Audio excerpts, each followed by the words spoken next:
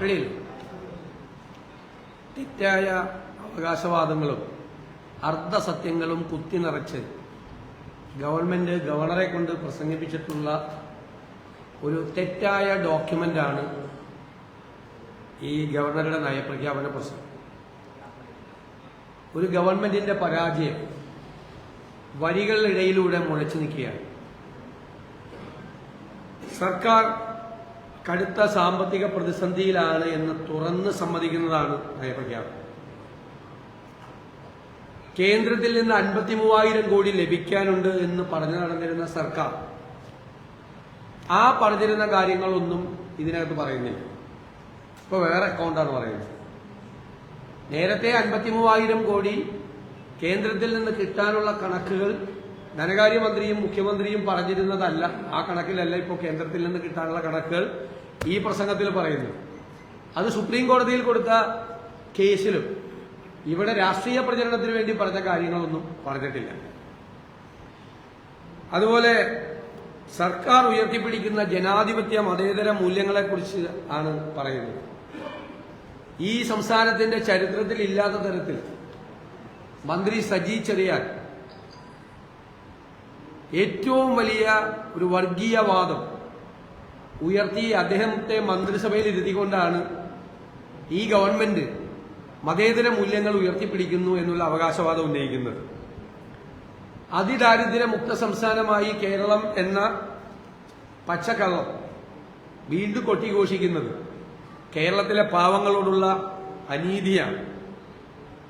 ആ പ്രഖ്യാപനത്തിന് ശേഷം വീടും ഭക്ഷണവും ഇല്ലാത്ത നിരവധി ആളുകളുടെ കഥനകഥകളാണ് മാധ്യമങ്ങളിലൂടെ പുറത്തുവരുന്നത്. 6 ലക്ഷത്തോളം കുടുംബങ്ങൾ, 5,95,000 കുടുംബങ്ങൾ തന്നെ അതീവ ദരിദ്രരുടെ പട്ടികയിൽ കേരളത്തിലുള്ളപ്പോഴാണ് ഈ വളരെ കുറച്ച് ആളുകൾക്ക് ആനുകൂല്യങ്ങൾ കൊടുത്തുകൊണ്ട് അതീവ അതിദാരിദ്ര്യമുക്ത സംസ്ഥാനം എന്നുള്ള പേര് പറയുന്നത്. ആരോഗ്യരംഗം മികച്ചതാണ് എന്ന് നയപ്രഖ്യാപന പ്രസംഗത്തിൽ പറയുന്നു. യഥാർത്ഥത്തിൽ കേരളത്തിലെ ആരോഗ്യരംഗം വെന്റിലേറ്ററിലാണ്. എല്ലാ ദിവസവും വരുന്ന വാർത്തകൾ അതുതന്നെയാണ്. 2026 മാത്രം 1,20,000 പേരാണ് പനി ബാധിച്ച് ചികിത്സ നേടിയത്. അമീബിക് മസ്തിഷ്ക ജ്വരം, മഞ്ഞപ്പിത്തം, ചിക്കൻ ബോക്സ്, വെസ്റ്റ് നൈൽ അടക്കം ലോകത്തുള്ള എല്ലാ പകർച്ചവ്യാധികളും ഉള്ള സംസ്ഥാനമായി കേരളം മാറി. ഉമ്മൻചാണ്ടി സർക്കാരിന്റെ കാലത്ത് കൊണ്ടുവന്ന കാരുണ്യ പദ്ധതി ഇപ്പോഴും 1,200 കോടി രൂപ കുടിശ്ശികയിലാണ്. ഉന്നത വിദ്യാഭ്യാസ രംഗം മികച്ചു നിൽക്കുന്നു എന്നാണ് അവകാശവാദം. തകർന്ന് തരിപ്പണമായ 4 വർഷ കോഴ്സുകളും ഉന്നത വിദ്യാഭ്യാസ രംഗവുമാണ്. നിരവധി സർവകലാശാലകളിൽ വൈസ് ചാൻസലർമാരില്ല, കോളേജുകളിൽ പ്രിൻസിപ്പൽമാരില്ല, കുട്ടികളെല്ലാം ഇവിടെ നിന്ന് വിട്ടുപോവുകയാണ്. അപ്പോഴാണ് ഉന്നത വിദ്യാഭ്യാസ രംഗം മികച്ചു നിൽക്കുന്നു എന്നുള്ള അവകാശവാദം വരുന്നത്. യൂണിവേഴ്സിറ്റികളുടെ പ്രവർത്തനങ്ങളെല്ലാം കുത്തഴിഞ്ഞ നിലയിലാണ് കിടക്കുന്നത്. അതുപോലെ SC/ST വിഭാഗങ്ങൾക്ക്, പട്ടികജാതി പട്ടികവർഗ വിഭാഗങ്ങൾക്ക് വാരിക്കോരി നൽകി എന്നുള്ളതാണ് അവകാശവാദം. ഇതുവരെ കേരളത്തിന്റെ ചരിത്രത്തിൽ ഇല്ലാത്ത തരത്തിൽ കേരളത്തിലെ പ്ലാൻ ഫണ്ട് സ്റ്റാഗ്നന്റായി പോവുകയാണ്. 30,000 കോടി പോവുകയാണ്. ഓരോ ഗവൺമെന്റും വന്ന് അധികാരമേറ്റ് അധികാരത്തിൽ നിന്ന് പുറത്തു പോകുന്ന 5-ാം വർഷമാകുമ്പോഴേക്കും ഒരു 10% മുതൽ 20% വരെ പ്ലാൻ ഫണ്ടിൽ വർധനയുണ്ടാവും. ആ പ്ലാൻ ഫണ്ടിൽ വർധനയില്ലാതെ സ്റ്റാഗ്നന്റായി പ്ലാൻ ഫണ്ട് നിൽക്കുന്നത് കൊണ്ട് പട്ടികജാതി പട്ടികവർഗക്കാരുടെ അതിന്റെ അകത്തെ 10%ഉം പട്ടികവർഗക്കാരുടെ 2%ഉം വർദ്ധിച്ചിട്ടില്ല. അതങ്ങനെ തന്നെ നിൽക്കുകയാണ്. വർദ്ധിക്കാതെ നിൽക്കുന്ന ഇതിൽ നിന്നാണ് കഴിഞ്ഞ വർഷം 500 കോടി രൂപ SC ഫണ്ടിൽ നിന്നും 112 കോടി രൂപ ST ഫണ്ടിൽ നിന്നും പ്ലാൻ സൈസ് കട്ട് ചെയ്തത്. എന്നിട്ടാണ് ഈ ഗ്രാന്റ്സ് പോലും കുട്ടികളുടെ SC/ST വിദ്യാർത്ഥികളുടെ ഈ ഗ്രാന്റ്സ് പോലും കൊടുക്കാതെ പ്രൊഫഷണൽ വിദ്യാഭ്യാസം നിർത്തിവരുന്ന കുട്ടികളുടെ എണ്ണം വർദ്ധിക്കുകയാണ് കേരളത്തിൽ. തെറ്റായ അവകാശവാദമാണ്. അതുപോലെ നമ്മുടെ ക്രമസമാധാന രംഗം മികച്ചു നിൽക്കുന്നു എന്നതാണ് അവകാശവാദം. ഈ കേരളത്തിന്റെ ചരിത്രത്തിൽ ഒരു കാലത്തും ഇല്ലാതെ കൊള്ളയും കൊലപാതകവും ഗുണ്ടകൾ അരിഞ്ഞാടുന്ന ഒരു സംസ്ഥാനമാക്കി കേരളത്തെ മാറ്റിയാണ്.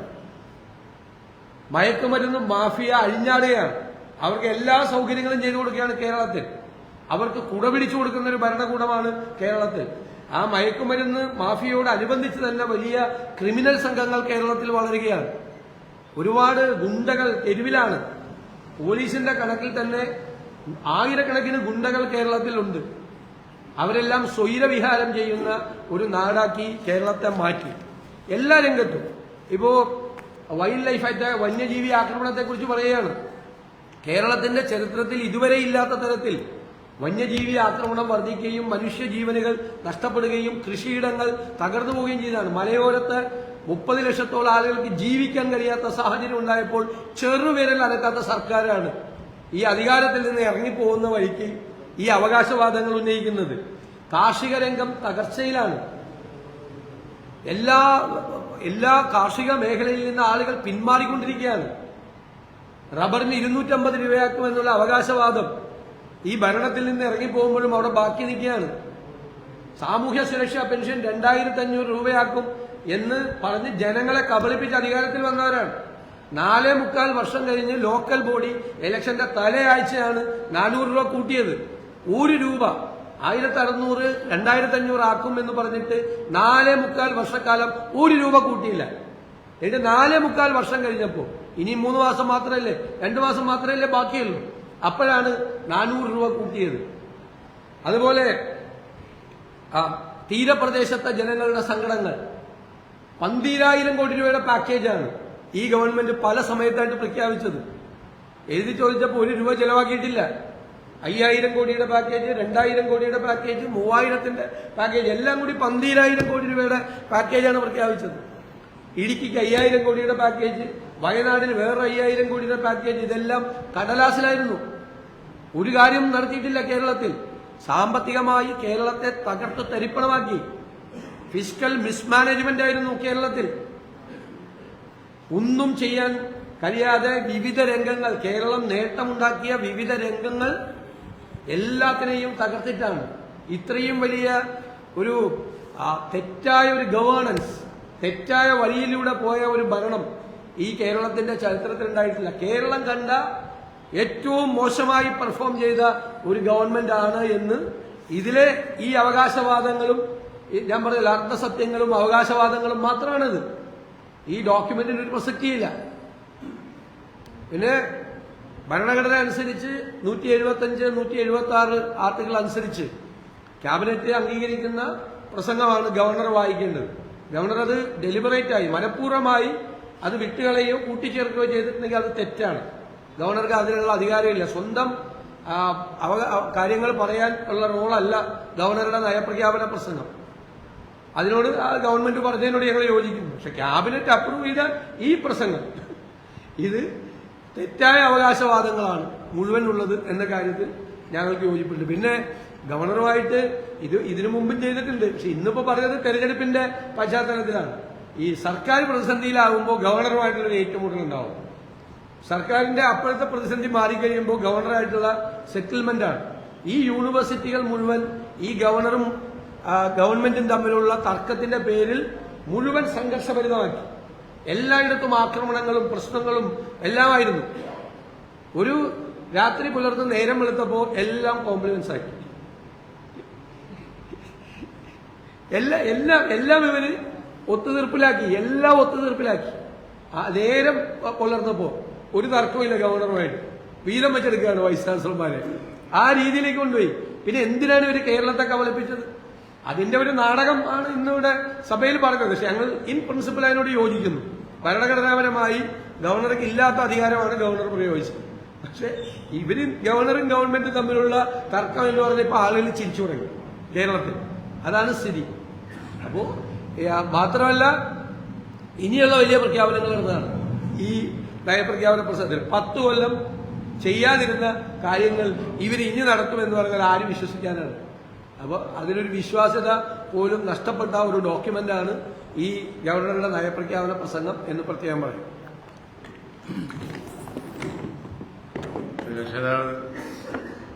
ഇന്നത്തെ ഗവർണറുടെ പ്രസംഗത്തെക്കുറിച്ച് അഭിപ്രായം പറഞ്ഞു കഴിയും. കാണുന്ന ആർക്കും കേൾക്കുന്ന ആർക്കും മനസ്സിലാവും മനുഷ്യന്റെ ഒരു അവസ്ഥ ഉണ്ട്. ഒന്നും വയ്യാതെ, ഒന്നും കഴിയാതായി, ഒന്നും പറ്റാതെയായി. അപ്പോ ഒരു പിച്ചിമ്പയും വരെ ഒരു പരിദേവനം എന്ന് പറഞ്ഞതുപോലെ അവരുടെ സഭയിലിരിക്കുന്ന ഭരണകക്ഷിയുടെ ഒരു ബോഡി ലാംഗ്വേജ് പോലും ആ ഒരു ഉത്സാഹക്കുറവ് ഇന്ന് വളരെ വളരെ പ്രകടമായിരുന്നു. കാര്യമായി ഒന്നും പറ്റിയിട്ടില്ല എന്നാണ്, ചെയ്യാൻ കഴിഞ്ഞില്ല 10 കൊല്ലം കൊണ്ട് ഈ വരുന്ന സമയം കൊണ്ട് എന്നാണ് ഇന്ന് പ്രസംഗം കേൾക്കുന്ന ആർക്കും മനസ്സിലാകും. പറഞ്ഞു പോയതൊക്കെ വീണ്ടും ഇങ്ങനെ ആവർത്തിച്ചത് ഒരുമാതിരി നാടകീയമായി പറഞ്ഞുകൊണ്ടിരിക്കുന്നു എന്നല്ലാതെ ഒരു ജീവൻ നഷ്ടപ്പെട്ട സ്ഥിതി അവർക്കുണ്ടായിരുന്നു. അതിൽ ഏറ്റവും സങ്കടകരമായ അവസ്ഥ ഒരു കമ്മ്യൂണിസ്റ്റ് പാർട്ടിക്കും അതുപോലെ തന്നെ അവരുടെ ഗവൺമെന്റിന്റെ കാലത്ത് അവർക്ക് ഒരു മതേതര മുഖം നഷ്ടപ്പെടാറില്ല. ഇപ്പൊ അതും നഷ്ടപ്പെട്ടു. ഇത്ര വലിയൊരു ഒരു മതേതര മുഖം നഷ്ടപ്പെടൽ ഇവർക്ക് ഒരു കാലത്തും ഉണ്ടായിട്ടില്ല. ഇവരിൽ നിന്ന് ഇത്തരത്തിലുള്ള തുടർച്ചയായ ഒരു കേന്ദ്രത്തിൽ BJP ഒക്കെ പയറ്റി വരുന്ന ഒരു റിസൾട്ടും ഉണ്ടാക്കാൻ കഴിയാതാവുമ്പോൾ ശ്രദ്ധ തിരിക്കാൻ വേണ്ടി ഒരു തരം ടാർഗറ്റിംഗ്, ഒരു തരം കമ്മ്യൂണൽ പ്രചരണം അത് നമ്മൾ രാജ്യത്ത് കണ്ടുകൊണ്ടിരിക്കുന്നതാണ്. പക്ഷേ അതൊരു കമ്മ്യൂണിസ്റ്റ് ഗവൺമെന്റിന്റെ ഒരു കാലത്ത് കമ്മ്യൂണിസ്റ്റ് പാർട്ടിയിൽ നിന്ന് ഇവരിൽ നിന്നുണ്ടാവുക എന്ന് പറഞ്ഞാൽ അവിശ്വസനീയമാണ്. അതുകൊണ്ട് തന്നെ കൂടെ ബാക്കിയായ മതേതര ആളുകളും കൂടി ഒഴിഞ്ഞു പോകും എന്ന് വേണം കരുതാൻ. കാരണം പേര് നോക്കി ആളെ നിശ്ചയിക്കുക, പേര് നോക്കി കാര്യങ്ങൾ പറയാം, ഇതൊക്കെ നമുക്ക് ചിന്തിക്കാൻ പോലും കഴിയാത്ത നിലയിലേക്ക് അവർ വല്ലാതെ വിഭ്രാന്തി പൂണ്ട് തരം താണിക്കുകയാണ്. അപ്പം അതുകൊണ്ട് തന്നെ ഇന്ന് അവരുടെ ആ ജീവൻ നഷ്ടപ്പെട്ട ആ ഒരു ഊർജ്ജസ്വലത ഇല്ലായ്മ ഇന്ന് സഭയിൽ പ്രകടമായിരുന്നു. ഗവർണറുടെ പ്രസംഗവും അതേപോലെ തന്നെ ഒരു വഴിപാട് കർമ്മം നിർവഹിച്ചു പോയി എന്നല്ലാതെ ഒരു ഫോക്കസും ആ പ്രസംഗത്തിലില്ല, ഒരു ലക്ഷ്യബോധവും ആ പ്രസംഗത്തിലില്ല. കേൾക്കുന്ന ആർക്കും അത് മനസ്സിലാവും.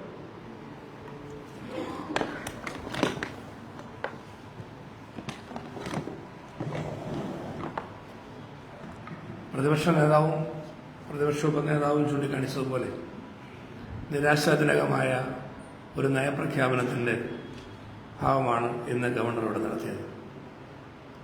ഇടതുപക്ഷ സർക്കാർ, പിണറായി സർക്കാരിന് വേണ്ടി മുൻ വർഷങ്ങളിൽ നടത്തിയ നയപ്രഖ്യാപനത്തിൻ്റെ ഒരു തനി ആവർത്തനം. പുതുതായി ഒന്നുമില്ല, ഒരു പുതുമയില്ല. നിരാശാജനകമായ പ്രതികരണമാണ് ഭരണമുന്നണിയിൽ പോലും ഉണ്ടായത്. സാധാരണ ഗവർണറുടെ നയപ്രഖ്യാപനത്തിൽ കുറെയെങ്കിലും കൈയടിക്കാൻ ഭരണമുന്നണിക്ക് അവസരം കിട്ടാറുണ്ട്. ഇതുപോലെ നിശബ്ദതയോടെ ഇരിക്കേണ്ടി വന്ന ഒരു ഗതികേട് ഭരണമുന്നണിക്ക് പോലും ഉണ്ടായി എന്ന് പറഞ്ഞാൽ ഗവർണറെ കൊണ്ട് സർക്കാർ നടത്തിച്ച നയപ്രഖ്യാപനം തീർത്തും നിരാശാജനകമാണ് എന്ന് സഭയിൽ തന്നെ പ്രതിഫലിച്ചതിന്റെ തെളിവാണ്. ഈ കേരളം നേരിടുന്ന ഗുരുതരമായ പ്രതിസന്ധികളെക്കുറിച്ച് പ്രതിപക്ഷ നേതാവ് ചൂണ്ടിക്കാണിക്കുകയുണ്ടായി. ഈ പ്രതിസന്ധികളുടെ നടുവിൽ നിന്ന് കേരളത്തെ കരകയറ്റാൻ ഒരു തെരഞ്ഞെടുപ്പ് കഴിഞ്ഞതിന് ശേഷം നടക്കുന്ന നയപ്രഖ്യാപനമായിട്ട് പോലും കാര്യമായി ഒന്നും ഗവൺമെന്റിന് പറയാനില്ല എന്ന് ഒരു ജനങ്ങളുടെ മുൻപിൽ ഇനി ക്ഷേമവും പുരോഗതിയും ഒന്നും പറയാൻ സർക്കാരിനില്ല എന്ന് പറയാതെ പറഞ്ഞു വയ്ക്കുകയാണ് നയപ്രഖ്യാപനം. ഇത്രയും നിരാശാജനകമായ നയപ്രഖ്യാപനം ഇടതുപക്ഷ മുന്നണി കൊണ്ടുവന്നത് കേരള ജനതയുടെ അവരുടെ വാഗ്ദാന ലംഘനങ്ങളുടെ വാക്കുപാലിക്കാൻ പറ്റാതെ പോയതിന്റെ ഏറ്റുപറച്ചിലായിട്ട് മാത്രമേ കാണാൻ കഴിയൂ.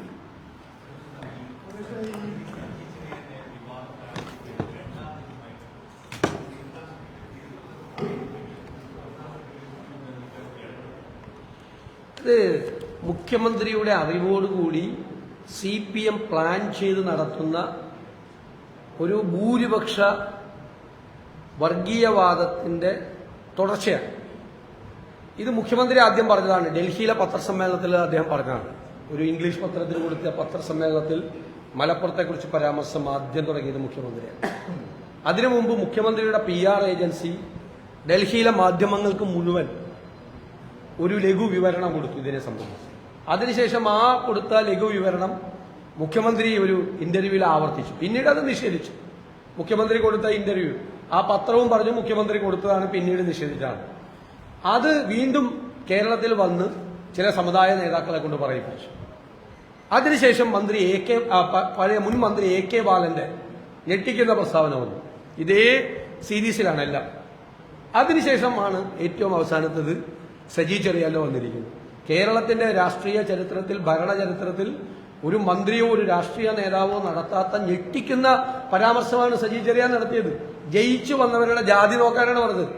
ജയിച്ചു വന്നവരുടെ ജാതി, 2 ജില്ലകളിൽ ജയിച്ചു വന്നവരുടെ ജാതി നോക്കാൻ കേരളത്തിൽ ഒരു മന്ത്രി ഇരിക്കുകയാണ്. ഭരണഘടനാ ലംഘനമാണ് നടത്തിയത്. സത്യപ്രതിജ്ഞാ ലംഘനം നടത്തിയിട്ടാണ് ആ മന്ത്രി അവിടെ ഇരിക്കുന്നത്. അദ്ദേഹം അവിടെ ഇരിക്കാൻ യോഗ്യനല്ല. ഒരു പ്രാവശ്യം ഇറങ്ങിപ്പോയതാണ് ഭരണഘടനയ്ക്ക് വിരുദ്ധമായി സംസാരിച്ചതിന്. വീണ്ടും കൊണ്ടുവന്ന് വെച്ചത് പറയിപ്പിക്കുകയാണ്. ഇത് പറഞ്ഞിട്ട് എത്ര മണിക്കൂറായി? അതൊന്ന് തിരുത്തിക്കാനോ അത് തെറ്റാണ് എന്ന് പറയാനോ തയ്യാറായില്ല എന്നത് ഏറ്റവും ഞെട്ടിക്കുന്ന ഒരു വിവരമാണ്. രണ്ടാമതൊരു കാര്യം, വളരെ ഷോക്കിംഗ് ആയിട്ടുള്ള ഒരു ജഡ്ജ്മെന്റാണ് ഹൈക്കോടതിയുടെ ഭാഗത്ത് ഉണ്ടായിരിക്കുന്നത്. ശബരിമല സ്വർണ്ണക്കൊള്ള കേസിൽ 19/1/2026 വിധിയിൽ പറഞ്ഞിരിക്കുന്നത്,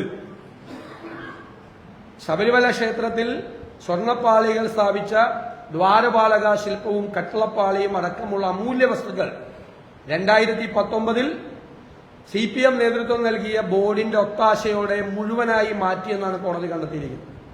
അത് VSSC നടത്തിയ ശാസ്ത്രജ്ഞരുടെ പഠനത്തിന്റെ അടിസ്ഥാനത്തിലാണ് ഇത് മാറ്റിയെന്ന് പറഞ്ഞിരിക്കുന്നത്. ഒറിജിനൽ ദ്വാരപാലക ശില്പവും കട്ടളപ്പാളി അടക്കമുള്ള അമൂല്യ വസ്തുക്കളും ഏതോ കോടീശ്വരന് വിറ്റു എന്ന പ്രതിപക്ഷ ആരോപണത്തിന് അടിവരയിടുന്നതാണ് ഹൈക്കോടതിയുടെ ഈ വിധി. കാരണം അവര് വളരെ ഡീറ്റെയിൽ ആയിട്ടുള്ള തെളിവുകളാണ് VSSC കൊടുത്തിരിക്കുന്നത്. VSSC പരിശോധിച്ചപ്പോൾ ആദ്യം ഉണ്ടായിരുന്ന കട്ടളപ്പാളിയിലും ദ്വാരപാലക ശില്പത്തിലും അതല്ല ഇത്, ഒറിജിനൽ വേറെ കൊടുത്തിരിക്കുകയാണ്. ആർക്കോ വിറ്റിരിക്കുകയാണ്. ഇത് ഫേക്കായിട്ട് ഉണ്ടാക്കിയിരിക്കുന്നതാണ്, വ്യാജമായി ഉണ്ടാക്കിയിരിക്കുന്നതാണ് ഇപ്പോൾ അവിടെ ഇരിക്കുന്നത്. 2024-ലും 2025-ലും ഇതുമായി ബന്ധപ്പെട്ടിട്ടുള്ള കുഴപ്പങ്ങൾ നടന്നിട്ടുണ്ട് എന്നുള്ള ഫൈൻഡിങ്ങിലേക്ക് കോടതി പോവുകയാണ്. അപ്പൊ ഗുരുതരമായ കണ്ടെത്തലാണ് ബഹുമാനപ്പെട്ട കോടതി നടത്തിയിരിക്കുന്നത്. പ്രതിപക്ഷം ഉന്നയിച്ച ആരോപണത്തെ ശരിവെക്കുന്ന ഇത് വെറും ഈ 10-20 കിലോ സ്വർണത്തിന്റെ വിൽപ്പന അല്ലത്.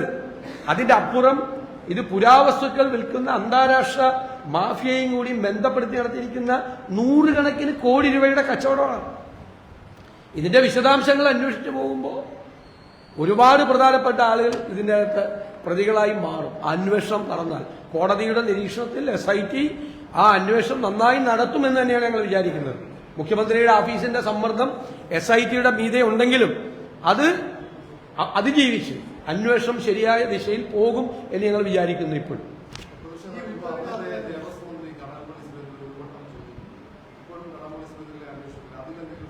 അല്ലല്ല, ഞങ്ങൾക്കുണ്ടല്ലോ, ഞങ്ങൾ തെരഞ്ഞെടുപ്പ് കാലത്ത് തന്നെ പറഞ്ഞല്ലോ, തെരഞ്ഞെടുപ്പ് കാലത്ത് മുഖ്യമന്ത്രിയുടെ ഓഫീസിന്റെ സമ്മർദ്ദമായിരുന്നു. അത് പിന്നീട് തെരഞ്ഞെടുപ്പ് കഴിഞ്ഞപ്പോൾ കോടതി പറഞ്ഞല്ലോ SIT മന്ദഗതിയിലായെന്ന് പറഞ്ഞല്ലോ. ഞങ്ങൾ പറഞ്ഞത് ശരിവെച്ചു കോടതി. SITയുടെ പ്രവർത്തനം മന്ദഗതിയിലായി എന്ന് കോടതി പറഞ്ഞു, പിന്നീട് പറഞ്ഞു. അത് ഇപ്പൊ ആരെ അറസ്റ്റ് ചെയ്യണം, ആരെ ചോദ്യം ചെയ്യണമെന്നൊന്നും അന്വേഷണത്തിലൊന്നും ഞങ്ങൾ ഇടപെടുന്നില്ല. പക്ഷെ ജനങ്ങൾ നോക്കിക്കാണുകയാണ്. SITയുടെ അന്വേഷണം ഹൈക്കോടതിയുടെ നിരീക്ഷണത്തിന് എന്ന പോലെ എല്ലാവരുടെയും നിരീക്ഷണത്തിലാണ്. ഇത് ആർക്കും ആരെയും രക്ഷിക്കാൻ പറ്റും എന്നെനിക്ക് തോന്നുന്നില്ല. വൈകിയാണെങ്കിലും ഇവരെല്ലാം നിയമത്തിന്റെ മുന്നിൽ വരും എന്ന കാര്യത്തിൽ യാതൊരു സംശയമില്ല.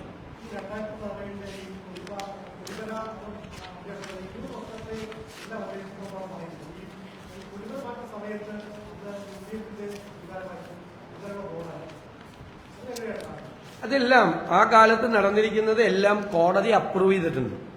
ഇപ്പൊ വാജിവാഹനം തന്ത്രിക്ക് കൈമാറി പ്രയാർ ഗോപാലകൃഷ്ണന്റെ ഭരണസമിതി എന്നുള്ളൊരു ആരോപണം വന്നിരുന്നു.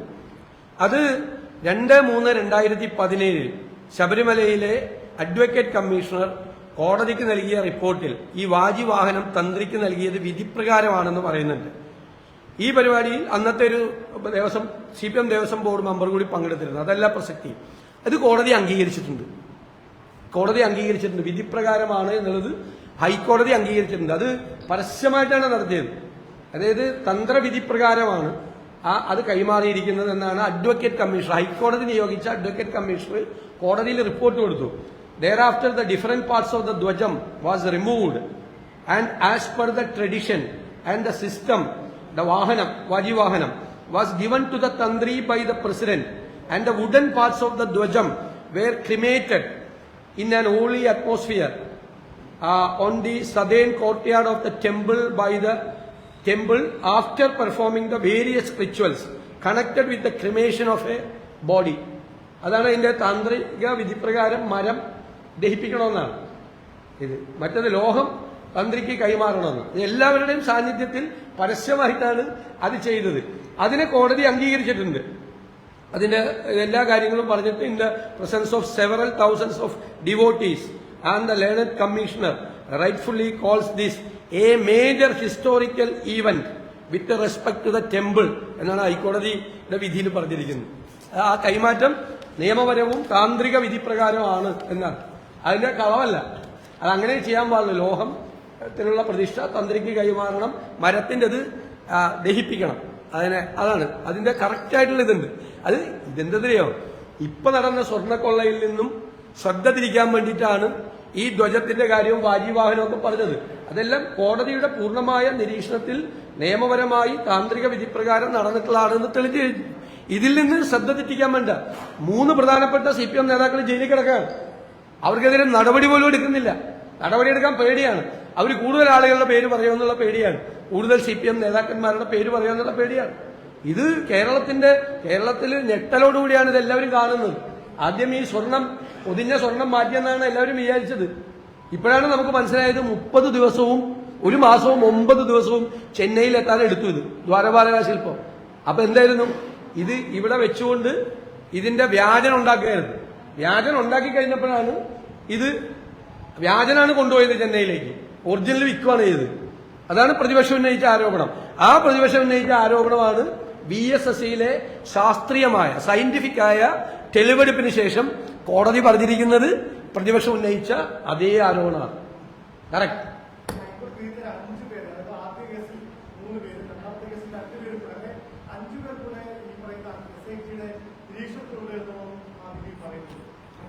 തീർച്ചയായിട്ടും അത് അവര് കൊടുത്തിരിക്കുന്ന മൊഴികളൊക്കെ പുറത്തു വരട്ടെ. അപ്പൊ അറിയാലോ, പണം മേടിച്ചിരിക്കുന്നവരെ കുറിച്ചൊക്കെ മൊഴിയുണ്ട്. അപ്പൊ നമുക്ക് അറിയാവുന്ന എല്ലാ കാര്യവും നമുക്കും പറയാൻ പറ്റില്ലല്ലോ. ആധികാരികത ഇല്ലല്ലോ. നമ്മൾ പറഞ്ഞു കഴിഞ്ഞാൽ നമുക്കറിയാലോ, നിങ്ങൾക്കും അറിയാം, ഞങ്ങൾക്കും അറിയാം. ആധികാരികമായ രേഖയില്ലാത്തതുകൊണ്ടാണ് ഞാൻ പറയാത്തത്. ഈ പണം മേടിച്ചതിന്റെയൊക്കെ മൊഴികളുണ്ട് പലരുടെയും.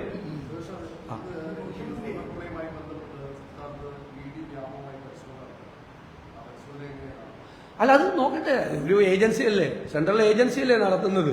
അവരന്വേഷിക്കുന്നത് പ്രിവെൻഷൻ ഓഫ് മണി ലോണ്ടറിംഗ് ആക്ടിന്റെ പ്രൊവിഷനിലുള്ള കാര്യം അവർക്ക് അന്വേഷിക്കാൻ പറ്റുള്ളൂ. അതായത് ഇതിന്റെ ഇടയിൽ നടത്തിയിരിക്കുന്ന കള്ളപ്പണ ഇടപാട്. ഇപ്പോ കോടതി തന്നെ പറഞ്ഞതനുസരിച്ച് 100 കണക്കിന് കോടി രൂപയുടെ ഈ അന്താരാഷ്ട്ര പുരാവസ്തു കടത്ത് സംഘമൊക്കെ ആയിട്ട് ബന്ധമുണ്ടെന്ന് പറയുന്നു. അപ്പൊ അത് വലിയ ഇന്റർനാഷണൽ റാമിഫിക്കേഷൻസ് ഉള്ള കേസാണ്. അവരന്വേഷിക്കട്ടെ, അന്വേഷിച്ച് കണ്ടെത്തട്ടെ.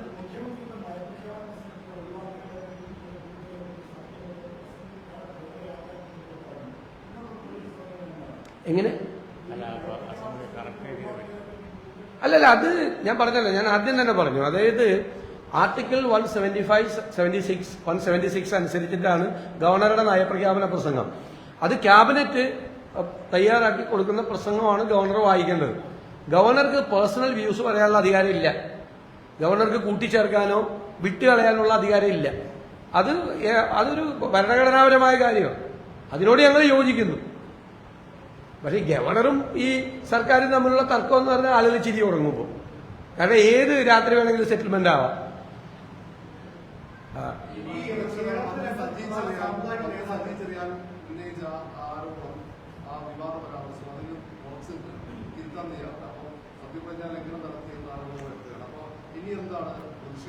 അല്ല, തീർച്ചയായിട്ടും ഞങ്ങൾ അതിനെതിരായി നിയമസഭയ്ക്ക് അകത്തും പുറത്തും അതിശക്തമായ പ്രതിഷേധം ഉയർത്തും. കാരണം ഇത് CPMന്റെ തനിനിറം തുറന്നു കാണിക്കുന്ന ഒന്നാണ്. ഞാനതാണ് അതിന്റെ സീക്വൻസ് മുഴുവൻ പറഞ്ഞത്. ഇത് വളരെ പ്ലാൻഡായി കഴിഞ്ഞ പാർലമെന്റ് ഇലക്ഷൻ കഴിഞ്ഞപ്പോൾ തൊട്ട് തുടങ്ങിയ ഒരു പ്ലാനിംഗ് ആണ്. ആ പ്ലാനിങ്ങിന്റെ ഭാഗമാണ്. നിങ്ങൾ അന്ന് മുതൽ മുഖ്യമന്ത്രി ഡൽഹിയിൽ നടത്തിയ ഇന്റർവ്യൂ മുതൽ നിങ്ങൾ ശ്രദ്ധിച്ചാൽ മതി. കഴിഞ്ഞ ലോക്കൽ ബോഡി ഇലക്ഷന് മുമ്പ് നടത്തിയ പ്രതികരണങ്ങൾ എല്ലാം സ്വയം പറയാൻ പറ്റാത്തതുകൊണ്ട് വേറെ ആളുകളെ കൊണ്ടുകൂടി പറയിപ്പിക്കുന്നു. എന്നിട്ട് അതിനെ അംഗീകരിക്കുന്നു. എന്താ കുഴപ്പമെന്ന് ചോദിക്കുന്നു. ഇപ്പം AK ബാലനും സജി ചെറിയാനും പറഞ്ഞത് എന്താണ്? ഞെട്ടിക്കുന്ന കാര്യങ്ങളാണ്. ഈ കേരള ചരിത്രത്തിൽ ഒരിക്കലും ഇല്ലാത്ത രീതിയിൽ ഇങ്ങനത്തെ പ്രസ്താവനകൾ നടത്തിയാൽ അവസാനം എന്താ ഉണ്ടാവുകയെന്നല്ലേ ചോദിച്ചത്. അവസാനം ഉണ്ടാവുക എന്താന്നുള്ളത് ജനങ്ങൾ ഈ പഞ്ചായത്ത് തെരഞ്ഞെടുപ്പിൽ കാണിച്ചു കൊടുത്തു. തലക്കടി കിട്ടും, വേറൊന്നും ഉണ്ടാവില്ല. കേരളത്തിൽ നടക്കില്ല. ഒരടി കൂടി കിട്ടും അസംബ്ലി തെരഞ്ഞെടുപ്പ് കഴിക്കും. അല്ല, അതൊന്നും നമുക്ക് കുഴപ്പമില്ല. ഞാൻ പറഞ്ഞല്ലോ, ഞാൻ വിമർശനത്തിന് അതീതനായിട്ടുള്ള ആളല്ല. സമുദായ നേതാക്കന്മാർക്കും രാഷ്ട്രീയ നേതാക്കന്മാർക്കും ഒക്കെ എന്നെ വിമർശിക്കാൻ ഒരു സ്ഥാനത്തിരിക്കുകയാണ്. എന്നെ വിമർശിക്കാം, എന്റെ നടപടികളെ വിമർശിക്കാം, ഒരു കുഴപ്പമില്ല. പക്ഷേ ഞാൻ തിരിച്ച് അവർ പറഞ്ഞ ആ വാചകങ്ങളൊന്നും ഞാൻ ഉപയോഗിക്കില്ല. തിരിച്ച് അവരെ കുറിച്ച് പറയുമ്പോൾ അത് അവരുടെ പ്രായം, അവരിയ്ക്കുന്ന സ്ഥാനം ഒന്നും പറയില്ല. പക്ഷെ അവർ പറഞ്ഞ വർഗീയത പറഞ്ഞാൽ ആ വർഗീയതയെ എതിർക്കുക തന്നെ ചെയ്യും, ഒരു സംശയവും വേണ്ട. അതിനൊരു കോംപ്രമൈസും ഇല്ല. അത് ഞങ്ങളുടെ UDFന്റെ കൂടെ നിലപാടാണ്. ആര് വർഗീയത പറഞ്ഞാലും ഞങ്ങൾ അതിനെ ശക്തിയായി എതിർക്കും, ജനങ്ങളുടെ സപ്പോർട്ടും തീർച്ചയായിട്ടും.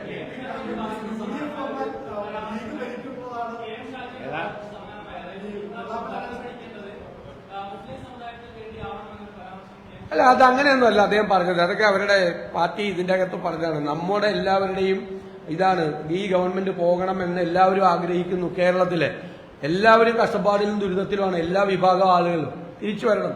അല്ലാതെ ഒരാൾ സ്റ്റേറ്റ്മെന്റ് കൊടുക്കും. അല്ല, ഇത്രക്ക് പച്ചക്ക് പറഞ്ഞ അല്ല, ഒരു മിനിറ്റ് പറയാം. അത് മതവിശ്വാസം പറ്റി പറയുന്നത്. ഈ തരം പച്ചക്ക് പറഞ്ഞ പേര് നോക്കിയാൽ അറിയാം എന്ന് തുടങ്ങി ഇത്ര പച്ചക്ക് വർഗീയത പറഞ്ഞ ഒരു ഉദാഹരണം കേരളത്തിൽ വേറെ ചൂണ്ടിക്കാണിക്കാനേ കഴിയും.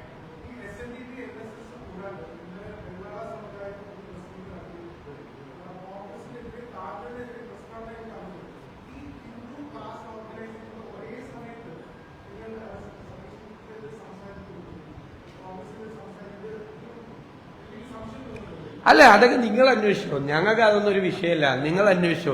കേരളത്തിൽ ഈ പറയുന്ന തരത്തിലുള്ള വർഗീയ പ്രചരണം നടത്തിയിട്ടും കുഞ്ഞാലി സാഹിബ് പറഞ്ഞതുപോലെ ഈ ലോക്കൽ ബോഡി ഇലക്ഷനിൽ എല്ലാ വിഭാഗം ജനങ്ങളും UDFന് വോട്ട് ചെയ്യും. എല്ലാ മേഖലയിലും, തിരുവിതാംകൂറിലും കൊച്ചിയിലും മലബാറിലും മധ്യ കേരളത്തിലും തെക്കൻ കേരളത്തിലും വടക്കൻ കേരളത്തിലും CPM ശക്തി കേന്ദ്രങ്ങളിലും എല്ലായിടത്തും എല്ലാ വിഭാഗം ജനങ്ങളും UDFന് വോട്ട് ചെയ്തു.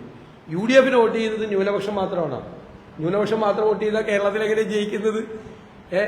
4 കോർപ്പറേഷൻ, 7 ജില്ലാ പഞ്ചായത്തും 65% മുനിസിപ്പാലിറ്റികളും 60% പഞ്ചായത്തുകളും കേരളത്തിൽ ജയിക്കുന്നത് എല്ലാ ഭാഗത്തും ജയിച്ചിട്ടുണ്ട്. എല്ലാ ഭാഗത്തും എല്ലാ വിഭാഗം ജനങ്ങളും UDFന് വോട്ട് ചെയ്തിട്ടുണ്ട്. UDF എല്ലാവരുടെയും കൂടിയുള്ള ഒരു വലിയ പൊളിറ്റിക്കൽ പ്ലാറ്റ്ഫോമാണ്. ഒരാൾക്കും ഒരാളെ മാറ്റി നിർത്തുന്ന ഒരു പൊളിറ്റിക്കൽ പ്ലാറ്റ്ഫോം അല്ല. അതുകൊണ്ട് ഞങ്ങളാണ് എല്ലാവരെയും ചേർത്ത് നിർത്തുന്നത്. അതുകൊണ്ടാണ് ഈ ആളുകളെ ഭിന്നിപ്പിക്കാൻ, മതങ്ങളെ ഭിന്നിപ്പിക്കാൻ, ജാതികളെ ഭിന്നിപ്പിക്കാൻ സംഘപരിവാർ നടത്തുന്ന ശ്രമങ്ങളുടെ അതേ വഴിയിലൂടെയാണ് CPM യാത്ര ചെയ്യുന്നത്. സംഘപരിവാർ അത് ചെയ്യുമ്പോൾ വിസ്മയമില്ല. കാരണം എന്താ, അവർ പണ്ട് മുതലേ ചെയ്തുകൊണ്ടിരിക്കുക. അതേ പണി കേരളത്തിലെ ഇടതാണെന്ന് പറയുന്ന CPM നേതൃത്വത്തിൽ ചെയ്യാണ്. പച്ചയ്ക്ക് വർഗീയത പറയാണ്. ഞാൻ പറഞ്ഞല്ലോ, ഒരു തീപ്പൊരി വീഴാൻ കാത്തു നിൽക്കുന്ന വർഗീയവാദികളുണ്ട് കേരളത്തിൽ. അവരുടെ കയ്യിലേക്ക് ഈ സംസ്ഥാനം ഭരിക്കുന്ന CPM തീപ്പന്ത് എറിഞ്ഞു കൊടുക്കുകയാണ്. അത് മനസ്സിലാക്കിയോ? അപകടം.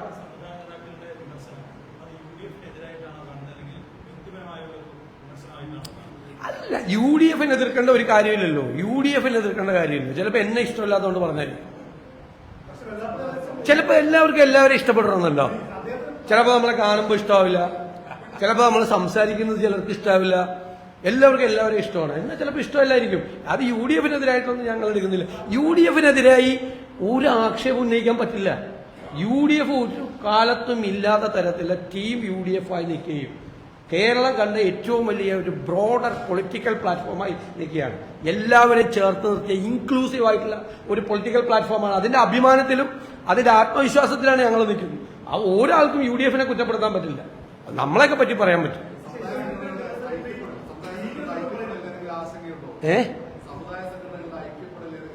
എല്ലാവരും ഐക്യത്തിൽ പോകണമെന്നാണ് ഞങ്ങളുടെ ആഗ്രഹം. ആരെങ്കിലും തമ്മിൽ വഴക്കുണ്ടായ സെറ്റിൽമെന്റിന് പോകണ ആളല്ല ഞങ്ങൾ രണ്ടുപേരും.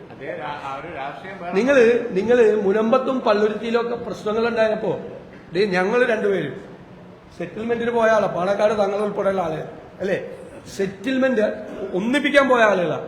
ഞങ്ങൾക്ക് ആരൊന്നിക്കുന്നതിന് ഞങ്ങൾക്ക് ഒരു വിഷമമില്ല. ആര് ഭിന്നിക്കരുതെന്നാണ് ഞങ്ങളുടെ ലൈൻ. ഐക്യപ്പെട്ടാൽ എന്താ കുഴപ്പം? പിന്നെ അദ്ദേഹം രാഷ്ട്രീയം വേറെ പറഞ്ഞല്ലോ, സമദൂരാണെന്ന് പറഞ്ഞു.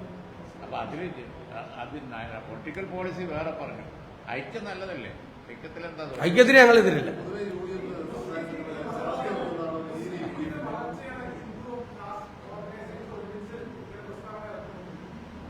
മുസ്ലിം ലീഗ് ജനാധിപത്യ മതേതര പാർട്ടിയാണെന്ന് കോൺഗ്രസിനെക്കാളും വലിയ സർട്ടിഫിക്കറ്റ് കൊടുത്ത പാർട്ടിയാണ് CPM. ഈ സംസ്ഥാനത്ത് ന്യൂനപക്ഷ വർഗീയതയെ പ്രോത്സാഹിപ്പിക്കാൻ വളക്കൂറായി വന്ന പല സന്ദർഭങ്ങളുണ്ട്. ഉദാഹരണമായിട്ട് ബാബരി മസ്ജിദിന്റെ തർക്കത്തിന് ശേഷമുള്ള ആ അറ്റ്മോസ്ഫിയർ കടുത്ത ന്യൂനപക്ഷ വർഗീയത വളർത്താൻ വേണ്ടിയുള്ള ഒന്നിലധികം പാർട്ടികളിവിടെ രൂപീകരിക്കപ്പെട്ടിരിക്കുകയാണ്. എല്ലാത്തിനെയും ആശയപ്രകടനത്തിലൂടെ ഇല്ലാതാക്കിയത് ആരാ? ഞങ്ങളാണ്. ഇടതുപക്ഷം സപ്പോർട്ട് ചെയ്തു പുതിയ പുതിയ പാർട്ടികൾ. ഞാൻ ആ പാർട്ടികളുടെ പേര് വീണ്ടും പറഞ്ഞ് അവർക്ക് പ്രചാരം കൊടുക്കുന്നില്ല. എത്ര പാർട്ടികൾ ഇവിടെ തീവ്ര വർഗീയ സമീപനം, ലീഗിൻ്റെത് ഒരു സൗഹാർദ്ദത്തിന്റെ താരാട്ട് പാടലാണ് എന്നും പറഞ്ഞ് പുതിയ പുതിയ എത്ര ഹാർഡ്കോർ സംഘടനകളോടുണ്ടായി. അതിനെ മുഴുവൻ LDFന്റെ പ്ലാറ്റ്ഫോമിൽ അവർ കൊണ്ടു നടന്നു. ഞങ്ങൾ അതിനെ ശക്തമായി എതിർത്തു. അതുകൊണ്ടാണ് കേരളത്തിന്റെ മതേതര ഹൃദയത്തിൽ ഞങ്ങൾക്ക് സ്ഥാനം കിട്ടിയത്. ഞങ്ങളാണ് ഇതിനൊക്കെ ഇല്ലാതാക്കുന്നത്. ഇപ്പോഴും ഞങ്ങളാണ് ആ പണി ചെയ്തുകൊണ്ട് ഞങ്ങളിവിടെ മുഖ്യധാരയിൽ ഉറച്ചു നിന്ന് പ്രൂവ് ചെയ്ത പാർട്ടിയാണ്. പ്രതിപക്ഷത്തും ഭരണപക്ഷത്തും നിരന്തരമായി ഇരുന്ന് യാതൊരു കുഴപ്പമില്ല എന്ന് മാറി മാറി വന്ന ശ്രീ കെ കരുണാകരനോടൊപ്പം, AK ആന്റണിയോടൊപ്പം, ഉമ്മൻചാണ്ടിയോടൊപ്പം, മാണിസാറോടൊപ്പം, അതുപോലത്തൊക്കെ ഭരണകക്ഷി, പ്രതിപക്ഷത്തോ ഇരുന്ന് ഒരു കുഴപ്പമില്ല. പക്ഷെ അപ്പോഴൊക്കെ മൈനോറിറ്റി കാർഡ് ഇടതുപക്ഷം കളിക്കുമ്പോൾ അവര് പുതിയ പുതിയ ഹാർഡ്കോർ സംഘടനകൾ ഉണ്ടാക്കിയതിനൊക്കെ ഇല്ലാതാക്കിയത് ഞങ്ങളാണ്. അതുകൊണ്ടാണ് ഞങ്ങളുടെ മതേതര മുഖം വികൃതാക്കാൻ ഇവരെ കൊണ്ട് കഴിയില്ലാന്ന് ഞങ്ങൾ പറയും. അദ്ദേഹം പറയാതെ പോയൊരു കാര്യം, ഈ ബാബറി മസ്ജിദ് തകർന്നു കഴിഞ്ഞപ്പോൾ കേരളത്തിൽ ഒരു പ്രശ്നം ഉണ്ടായില്ല. അതിന് ഏറ്റവും അന്ന് ശിഹാബ് തങ്ങളാണ് അദ്ദേഹം നടത്തിയൊരു പ്രസ്താവനയും അദ്ദേഹം നടത്തിയ നടപടികളുമാണെന്ന് കേരളം മുഴുവൻ, മതേതര കേരളം മുഴുവൻ അതിനെ സ്വാഗതം ചെയ്താണ്. അന്നത്തെ ലീഗിന്റെ നിലപാടിന് തീവ്രത പോരാ എന്ന് പറഞ്ഞ് ലീഗിൽ നിന്ന് വിട്ടുപോയൊരു പുതിയ പാർട്ടിയെ ഉണ്ടാക്കി. ലീഗിന് തീവ്രത പോരാന്ന് പറയും. അവരെ എടുത്ത് തോളത്ത് വെച്ചേക്കുന്ന ആളുകളാണ് ഇപ്പൊ ലീഗിനെ കുറ്റപ്പെടുന്നത്. അതിന്റെ ഒരു കഷ്ണമാണെങ്കിലും ഇപ്പോഴും കൂടെ ഉണ്ട്. അത് ലീഗിന്റെ തീവ്രത പോരാ, കുറച്ചുകൂടി കമ്മ്യൂണൽ ആയിട്ടുള്ള സ്റ്റാൻഡ് എടുക്കണം എന്ന് പറഞ്ഞ് ലീഗിന്റെ തീവ്രത പോരാ എന്ന് പറഞ്ഞ് ലീഗിൽ നിന്ന് പോയി വേറെ പാർട്ടി ഉണ്ടാക്കിയേക്കണ എടുത്ത് തോളത്ത് വെച്ചുകൊണ്ടിരുന്നിട്ടാണ് ലീഗിനെ കുറ്റപ്പെടുത്തുന്നത്. ലീഗിനല്ല കുറ്റപ്പെടുത്തുന്നതെന്ന് എല്ലാവർക്കും അറിയാല്ല. വർഗീയത പറയാണ്, വേറെ ഒന്നുമല്ല. ലീഗിനെ ഇടയ്ക്ക് ലീഗിനെ പറയും, ഇടയ്ക്ക് ജമാഅത്ത് ഇസ്ലാമി പറയും. ഒരു കാര്യം കൂടി പറയാം, അതാണ് ചോദിച്ചിരിക്കല്ലേ. ഇപ്പോ ലീഗിന് വിട്ടുവീഴ്ചകളും ത്യാഗങ്ങളും ചെയ്യാൻ വരെ മടിയില്ല. ഇപ്പൊ വേണമെങ്കിൽ ഒരു സ്ഥാനത്തിന് ഇപ്പൊ ഉപമുഖ്യമന്ത്രിയൊക്കെ ഉണ്ടല്ലോ, വേണമെങ്കിൽ പറയാം. പക്ഷേ ആ അറ്റ്മോസ്ഫിയർ മോശമാക്കാൻ വേണ്ടി അത് ഉപയോഗിക്കുന്നു എന്ന് കണ്ടപ്പോൾ അത് വേണ്ടാന്ന് പറയാനുള്ള ആർജവം കാണിച്ച പാർട്ടിയാണ് ഇന്ത്യൻ കോൺഗ്രസ്. അതുപോലെ കമ്മ്യൂണൽ ചേരിതിരിവുണ്ടാക്കുന്ന ഒരു പ്രവർത്തനയും ഞങ്ങൾ പ്രോത്സാഹിക്കും. ഞങ്ങളത് മുളയിലേ നുള്ളിക്കളയും. അതുകൊണ്ട് തന്നെ ഇവരൊന്നും ഒരു കാർഡ് കളിച്ചിട്ടും അങ്ങോട്ട് കളിച്ചാലും ഇങ്ങോട്ട് കളിച്ചാലും യാതൊരു കാര്യമില്ല. ഞങ്ങളിത് ഉറച്ച നിലപാട്. ഇത് തന്നെ ആളേക്ക് എത്തിക്കാൻ വേണ്ടിയിട്ട് ചില വാർത്തകൾ, ലീഗ് കൂടുതൽ സീറ്റ് ചോദിക്കുന്നു, ലീഗ് സമ്മർദ്ദം ശക്തമാക്കുന്നു. ഞങ്ങളിരുന്ന് ചിരിക്കുക, ഞങ്ങളെല്ലാം അങ്ങോട്ടും ഇങ്ങോട്ടും സംസാരിക്കുന്നത്. ഇതൊക്കെ മനഃപൂർവ്വമായിട്ട് പ്ലാൻ ചെയ്യുന്ന ക്യാപ്സ്യൂളുകളാണ്.